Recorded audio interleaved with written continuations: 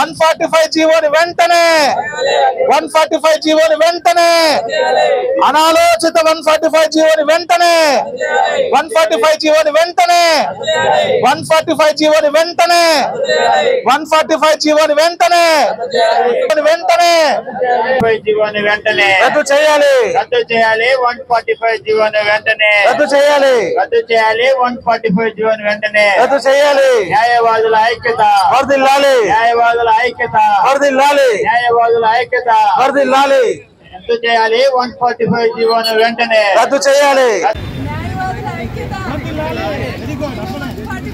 వెంటనే రద్దు చేయాలి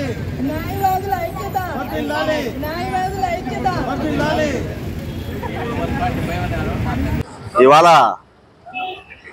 రాష్ట్ర వ్యాప్తంగా 6 ఈగిల్ కోర్ట్స్ అని చెప్పేసి ఫాస్ట్ ట్రాక్ కోర్టులు అని చెప్పేసి గత వారం రోజుల క్రితము రాష్ట్ర ముఖ్యమంత్రి ఒక అవగాహన రాహిత్యంతో నిర్ణయం తీసుకోవడం జరిగింది. ఈగిల్ కోర్ట్స్ యొక్క ముఖ్య ఉద్దేశము విశాఖపట్నము, రాజమండ్రి, విజయవాడ, గుంటూరు, తిరుపతి తదితరుల చోట్ల ఈ 6 ఫాస్ట్ ట్రాక్ కోర్టులు పెట్టడం జరిగింది.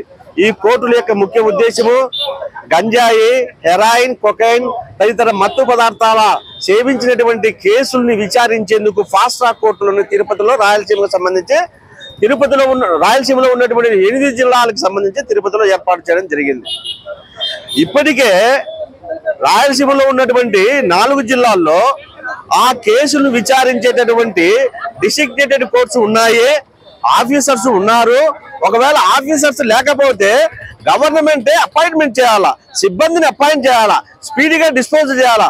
అంతేకాని ఇక్కడ రాయలసీమలో నడిబొడ్డున ఉన్నటువంటి కడపలో కోర్టు ఏర్పాటు చేయక తిరుపతిలో ఏర్పాటు చేసి, అంటే కర్నూలులో ఎక్కడో బార్డర్లో జరిగితే, అనంతపురం బార్డర్లో ఎక్కడో జరిగితే తిరుపతికి వెళ్ళి ఒక సామాన్య కక్షిదారుడు తిరుపతికి వెళ్ళి న్యాయవాదిని వెంట పెట్టుకొని ఆ రోజంతా అక్కడ బస చేసి ఒక న్యాయవాది ఏర్పాటు చేసుకొని తన కేసును నిర్దోషిగా నిరూపించడానికి సాధ్యమవుతుందా?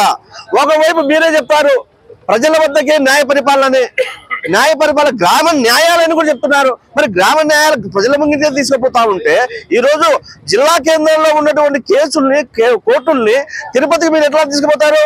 మీరు ఈ కోర్టుల్ని అక్కడ తీసుకువెళ్ళాలని చెప్పి ఎవరితో చర్చించారు?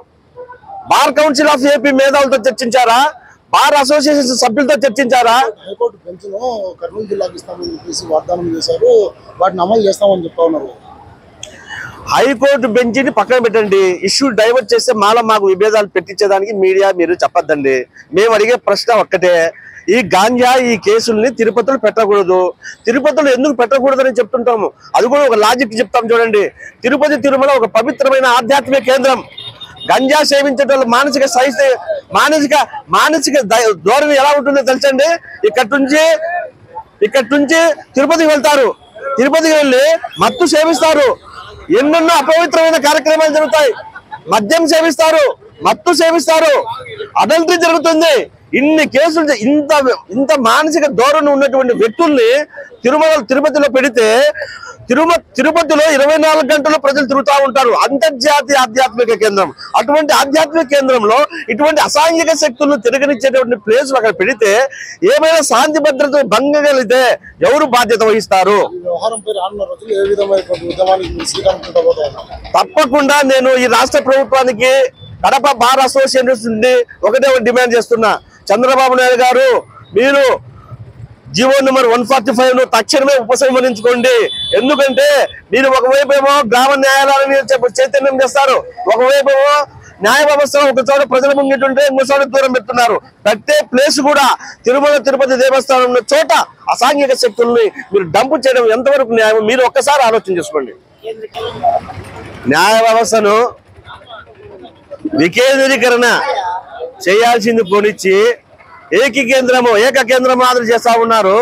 రాయలసీమలో జరిగేటటువంటి ఏ కేసునైనా కూడా తిరుపతికి వెళ్ళి న్యాయవాదిని అపాయింట్ చేయించుకుని మీరు నిర్దోషులుగా నిరూపించుకోండి అని చెప్పితే ఈ రాయలసీమ ముందే వెనుకబాటు చెందిన ప్రాంతము, ఆర్థికంగా ఎన్నో ఇబ్బందులు ఎదుర్కొంటున్న ప్రాంతము. అటువంటి ప్రాంతంలో ఉన్నటువంటి 4 జిల్లా కేంద్రాల్లో ఫాస్ట్ ట్రాక్ కోర్టులు ఉన్నాయి. మరి 4 జిల్లాలో ఫాస్ట్ ట్రాక్ కోర్టులు స్పీడ్గా చేయకపోతే జడ్జెస్ ఏర్పాటు చేయండి. సిబ్బందిని ఏర్పాటు చేయండి, దానికి కావాల్సిన ఇన్ఫ్రాస్ట్రక్చర్ ఏర్పాటు చేయండి. అంతేగాని డబ్బులన్నీ కూడా పోయి తీసుకుపోయి మళ్ళీ ఎస్టాబ్లిష్మెంట్ చేస్తారు.